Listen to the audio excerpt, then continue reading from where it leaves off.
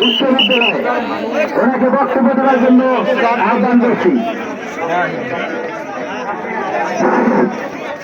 সম্মানিত উপস্থিতি, আজকের বাঙ্গুরঘাটের এই মানববন্ধনে প্রধান অতিথি, বিশেষ অতিথি এবং সর্বসাধারণ সকলের প্রতি রইল আমার সালাম। আসসালামু আলাইকুম। হিন্দু ভাইদের আদাব, অন্যান্য জাতির প্রতি আন্তরিক ধন্যবাদ। দাবি ওদের একটাই, বাঙ্গুরঘাট সেতু চাই। এটি আমাদের বাঙ্গুরঘাট থেকে উত্তরে প্রায় লক্ষাধিক মানুষের দাবি। আমাদের একটাই দাবি যে বাঙ্গুরঘাট সেতু চাই। এই এলাকায় আমাদের যত নির্যাতিত নিপীড়িত মানুষ আছে সকলেরই দাবি যে এই সেতুটি নির্মাণ হলে আমরা এই কুড়িগ্রামের যোগাযোগ, আমাকে আজকে কুড়িগ্রাম যেতে হয় একটা মনুষ্য রোগী নিয়ে, লালমনিরহাট 50 কিলোমিটার পাড়ি করে সে আমাদের কুড়িগ্রাম পৌঁছিতে হয়। যেখান তার দূরত্ব এখান থেকে কুড়িগ্রাম হয়তো বা সর্বোচ্চ 10 কিলোমিটার হবে। সেখানে আমাকে এই লালমনিরহাট জেলা অতিক্রম করে কুড়িগ্রামে যেতে হয়। এটা যাতে আমাদের এই অসুবিধাগুলো আজকে আমাদের সেই ডিজিটাল এবং স্মার্ট বাংলাদেশের মানুষ আজকে বাঙ্গুরঘাটের উত্তরের এই মানুষগুলোকে হিসাব করে দেখা যাবে যে তারা আজকে কোন অবস্থায় পড়িয়ে রয়েছে। তাই আমাদের সকলের দাবি, উত্তরে আমাদের বাঙ্গুরঘাটের উত্তরে পরে অনেক শিক্ষা প্রতিষ্ঠান এলাকা, অনেক মানুষজন আছে। সকলের দাবি, আমাদের একটাই দাবি যে বাঙ্গুরঘাট সেতু চাই। দাবি মোদের একটাই, বাঙ্গুরঘাট সেতু চাই। ধন্যবাদ সকলকে। এই পর্যায়ে বক্তব্য রাখেন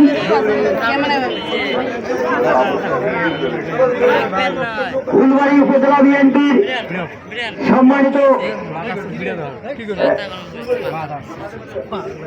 আমাদের মাঝে সম্মানিত এলাকাবাসী, আজকের এই মানববন্ধন কর্মসূচিতে প্রধান অতিথি হিসেবে উপস্থিত আছেন যুগ্ম আহ্বায়ক জেলা বিএনপি কুড়িগ্রাম অধ্যাপক হাসিবুর রহমান হাসিব ভাই সহ অন্যান্য নেতৃবৃন্দ। সম্মানিত এলাকাবাসী, এ পর্যায়ে বক্তব্য রাখবেন ফুলবাড়ী উপজেলা বিএনপির সম্মানিত সদস্য আরিফ ভাই। ওনাকে বক্তব্য দেওয়ার জন্য বিশেষভাবে আহ্বান করছি।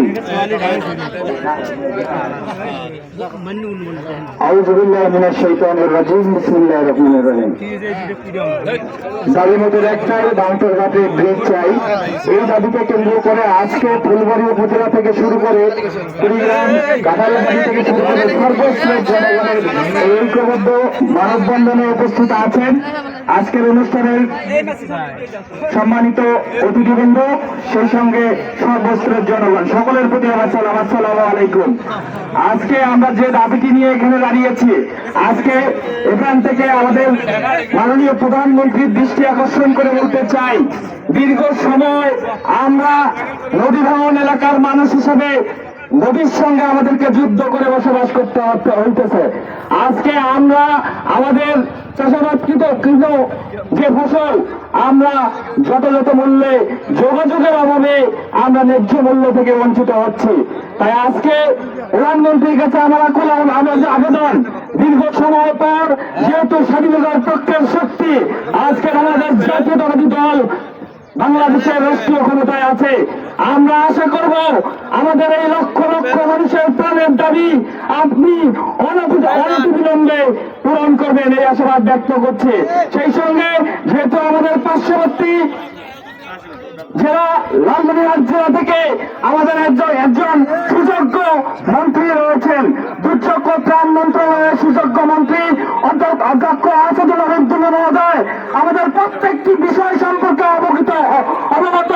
তাই দুলা মহোদয়ের কাছে আমার আকুল আবেদন, আপনারা অবিলম্বে এই গণমানুষের গণদাবি বাঙ্গুরঘাটের ৩য় দল্লা সেতু অবিলম্বে বাস্তবায়ন করবেন, এই আশাবাদ ব্যক্ত করে সকলের সুস্বাস্থ্য কামনা করে আমার বক্তব্য শেষ করছি।